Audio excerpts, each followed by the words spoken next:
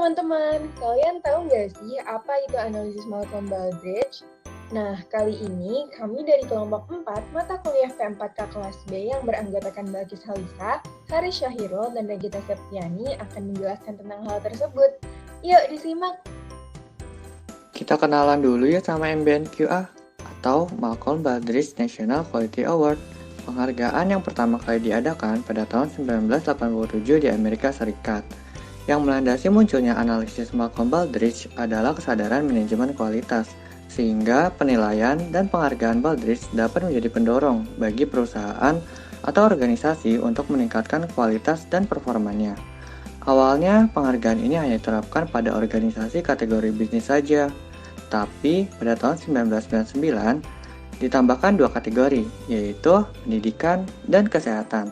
Selain itu, pada tahun 2004, organisasi non-profit dan pemerintahan ditambahkan dalam Baldrige Award.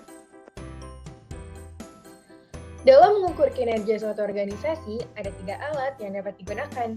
Nah, Malcolm Baldrige National Quality Award atau yang biasa disingkat MBNQA adalah salah satunya. MBNQA adalah alat untuk mengukur dan menilai performa suatu organisasi dan juga menciptakan strategi organisasi dalam menghadapi kompetisi global.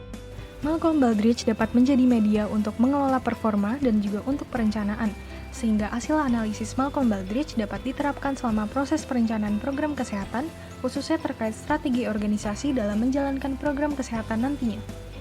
Kriteria-kriteria dalam Malcolm Baldrige secara khusus dapat memberi arahan dalam perencanaan program kesehatan, namun 3 kriteria ini menjadi kriteria yang harus lebih diperkuat, yaitu fokus pelanggan, fokus tenaga kerja, dan fokus operasional.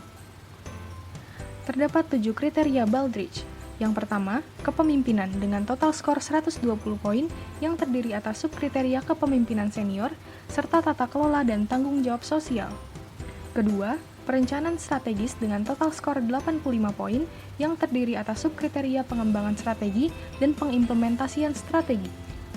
Ketiga, fokus pelanggan dengan total skor 85 poin yang terdiri atas subkriteria ekspektasi pelanggan dan keterlibatan pelanggan. Keempat, pengukuran, analisis, dan manajemen pengetahuan dengan total skor 90 poin yang terdiri atas subkriteria pengukuran, analisis, dan peningkatan kinerja organisasi, serta subkriteria manajemen informasi dan pengetahuan. Kelima, fokus tenaga kerja dengan total skor 85 poin yang terdiri atas subkriteria lingkungan tenaga kerja dan keterlibatan tenaga kerja. Keenam, fokus operasional dengan total skor 85 poin yang terdiri atas subkriteria proses kerja dan efektivitas operasional.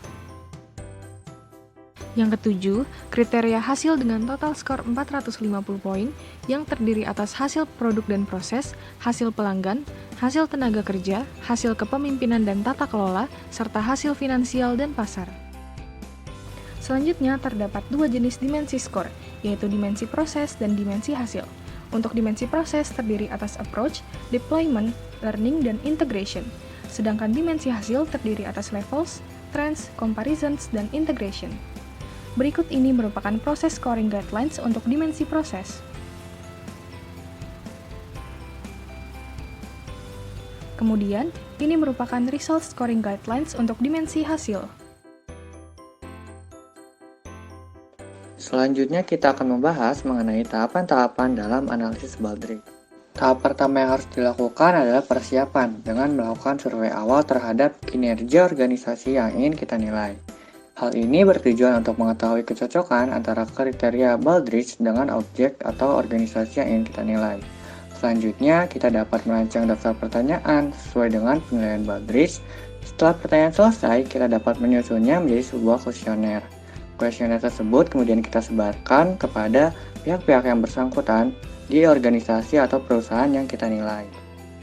Setelah semua data terkumpul, kita akan melakukan pengolahan data. Pengolahan data ini menyesuaikan dengan scoring guidelines dari analisis Malcolm Baldrige.